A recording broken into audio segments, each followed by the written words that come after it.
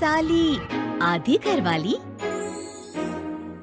सिमरन की छोटी बहन विभा माँ के होते हुए भी सिमरन के ही पीछे लगी रहती थी। सिमरन आ गई हो तो इसे खाना खिला दो। बोल रही है तुम जब तक नहीं खाओगी ये भी नहीं खाएगी। क्या है विभा, तुम खा लिया करो ना, मुझे ऑफिस से आने में देर हो जाती है। और कोई छोटी बच्ची तो हो नहीं तुम जो खाना भी नहीं खाती हो कि दीदी आएगी तो ही खाऊंगी। हाँ, छोटी बच्ची ही समझ लो। और एक बात, जब आपको पता है कि मैं आपके बिना नहीं खाती हूँ तो रोज रोज क्यों बोलती हो? क्या है? दोनों बहनें कम माँ बेटी ज्यादा लगती हो।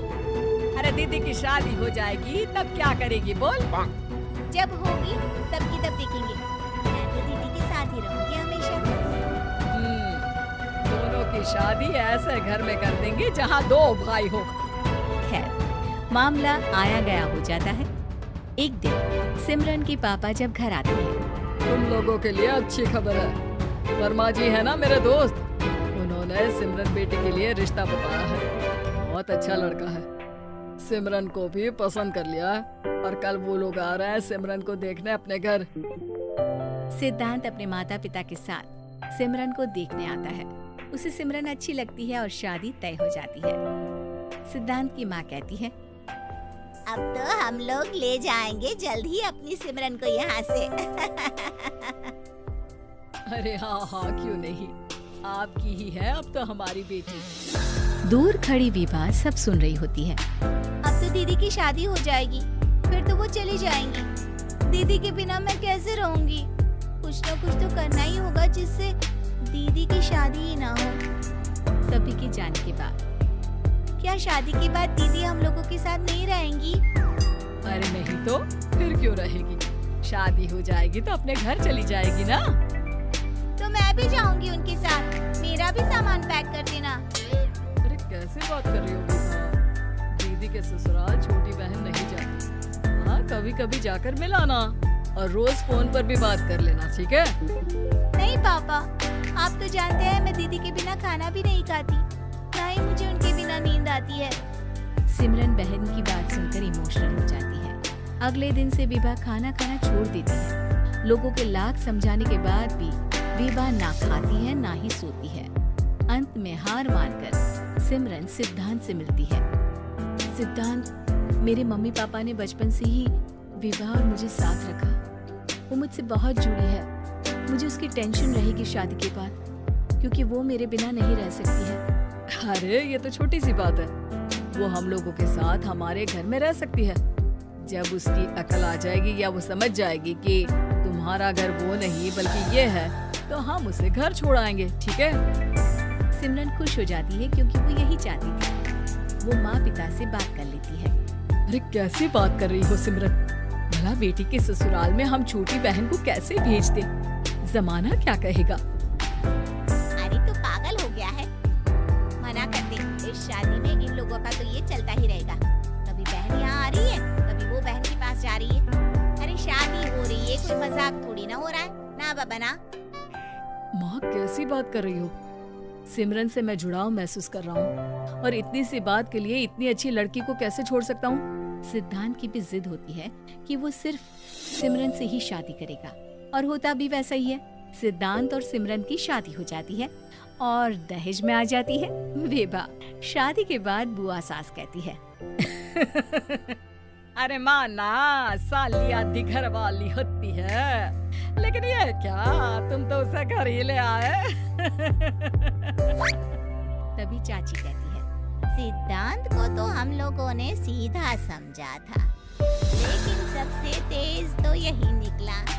अरे देखो कैसे दहेज तो नहीं लिया, लेकिन साली पर कब्जा कर लिया। सिद्धांत ने इस और तो सोचा ही नहीं था। लोग उन लोगों के बारे में ऐसी भी बात करेंगे। वो वहाँ से चला जाता है और चुपचाप अपने कमरे में लेट जाता है। क्या हुआ सिद्धांत, तुम अचानक से परेशान हो गए? कोई बात है क्या? अरे नहीं, वो थक गया था ना, शादी की सारी तैयारी और रस्मों के बीच। सोच रहा हूँ थोड़ा आराम कर लूँ। हाँ ठीक है, आप लेट जाइए, मैं विभा का बेड लगा देती हूँ जमीन पर। क्या? वो यहाँ सोएगी? हाँ, बताया तो था कि उसे नींद नहीं आती मेरे बिना। तो तुम आराम से लेटो ऊपर, हम लोग नीचे बिछा लेते हैं। अरे नहीं नहीं, तुम दोनों आराम से लेटो ऊपर, मैं माँ पापा के रूम में जा रहा हूँ। सिद्धांत वहाँ से दूसरे कमरे में चला जाता है जहाँ सिद्धांत के पिता उसे कहते हैं, क्या बात है बेटा, तू उस कमरे में क्यों नहीं सो रहा? बहू से लड़ाई हो गई है क्या शादी के पहले दिन ही? अब नहीं पापा, वो दोनों बहनों को बात करनी थी और मुझे नींद आ रही है तो मैं यहाँ सोने चला आया। अगले दिन सिद्धांत तैयार होकर ऑफिस जाता है। ऑफिस में लंच के वक्त दोस्त कहता है, क्या बात है सिद्धांत, इतना सारा खाना एक ही दिन में? हाँ यार, वो सिमरन को खाना बनाने का शौक है तो उसी ने बनाया है। यार हम लोगों की तो सिर्फ एक ही बीवी है, उसकी तो दो है ना। कैसी बात कर रहा है तू? वो तो भाग्यशाली है जो बीवी के साथ साथ साली भी आती है। साली होती की तो आधी घरवाली होती है, तुझे तो पूरी की पूरी मिल गई है। सिद्धांत का मारा अब साथ के आसमान में पहुंच जाता है। वो खड़ा होकर उस लड़के से लड़, हाँ, मेरी शादी में मेरी बीवी के साथ मेरी साली भी आई है, ये सच है, लेकिन सिर्फ कुछ समय के लिए, क्योंकि उसने सिमरन को बचपन से ही माँ की तरह देखा और यूँ अचानक वो सिमरन से अलग नहीं रह सकती थी। इसलिए सोचो, अगर मेरी बीवी उसके लिए माँ का स्थान रखती है तो मेरा दर्जा क्या हुआ? तभी वहाँ बॉस आ जाता है। माफ करना सिद्धांत, यहाँ इस मेंटल लेवल के लोग हैं, जरूरी नहीं साली सिर्फ आधी घरवाली ही है, कभी वो छोटी बहन तो कभी बेटी भी होती है। वेल डन सिद्धांत। सिद्धांत को अब ऑफिस में कोई कुछ नहीं कहता, लेकिन आस पड़ोस का वो तो यही हाल रहता है। सिद्धांत ऑफिस से घर की ओर आ रहा होता है कि रास्ते में उसे अपनी कॉलोनी का दोस्त मिल जाता है। क्या बात है, चेहरे की चमक बता रही है, शादी से बड़ा खुश है तू।